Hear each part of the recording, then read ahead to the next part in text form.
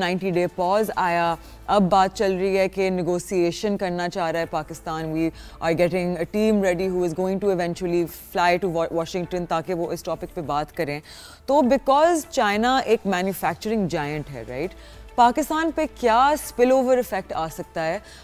Is it possible कि कुछ चीज़ें जो पहले चाइना से सोर्स हो रही थी now because of the abnormal hike, जैसे कि फॉर एग्जांपल आपके इंडस्ट्रियल ट्रांसफार्मर्स जो एक्सपायर हो गए, जो की 50 इयर्स की लाइफ थी and they start expire all over the US. तो अभी there was an article that came out कि शायद वो जो लोड है वो ऑन लोकल कंपनीज जैसे कि पाक इलेक्ट्रॉन उन पे फॉल हो सकता है. तो how much of a spill over effect can we expect Pakistan के लिए? देखिए, एक तो ये है कि जो अमेरिकन पॉलिसी है it's more of a protectionist policy जी, और वो प्रोटेक्शन अपने लोकल मैन्युफैक्चरिंग को देना चाह रहे हैं with tariffs and they are thinking कि उसकी वजह से मैन्युफैक्चरिंग जो है वो वापस अमेरिका आ जाएगी, which is quite wishful thinking in the short run at least. और इन द लॉन्ग रन भी वो ऐसी कैपेसिटी बनेगी जो दुनिया में competitive नहीं होगी और सिर्फ अमेरिकन कंज्यूमर के लिए ज़्यादा महंगी चीज़ें होंगी और लो कॉस्ट जो लो पेइंग जॉब्स होंगे वो होंगे.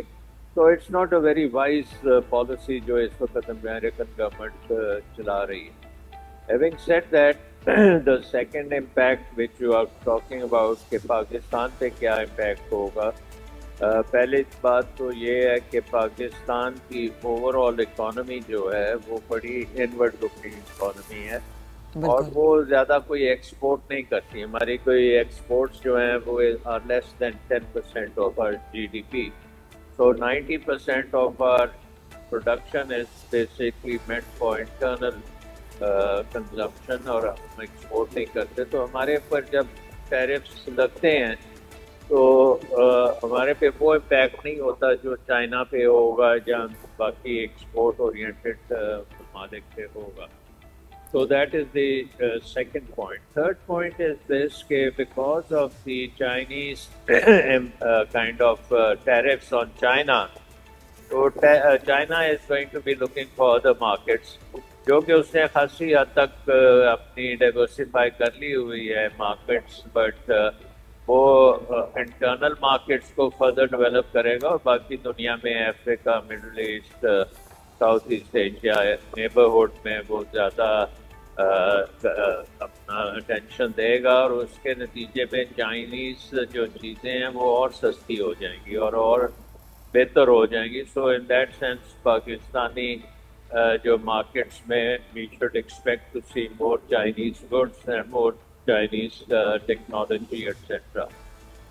चौथी बात ये है कि इस सारे मसले में जो ऑयल प्राइसेस हैं ये गिरेंगी और गिर रही हैं और क्योंकि पाकिस्तान खासी मकदार में ऑयल इंपोर्ट करता है for its consumption in transport, in agriculture, in power production, etc.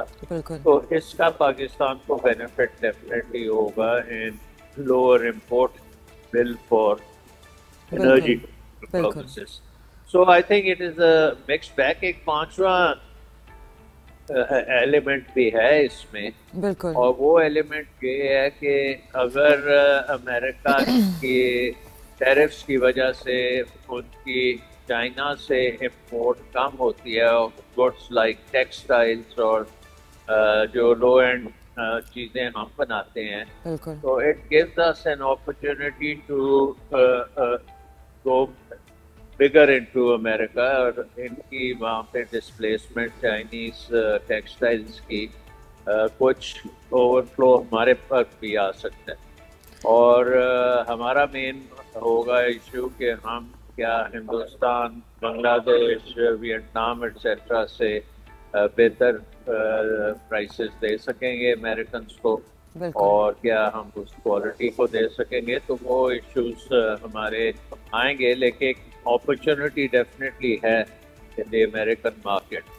So overall I think we have to be not to be too worried about the tariffs, but we have to be worried about our own capacity to benefit from the changing global environment. اور ہماری capacity جو ہے وہ اس وقت بہت strand ہے. We need lots and lots of investment, اور وہ انویسٹمنٹ ہو نہیں رہی.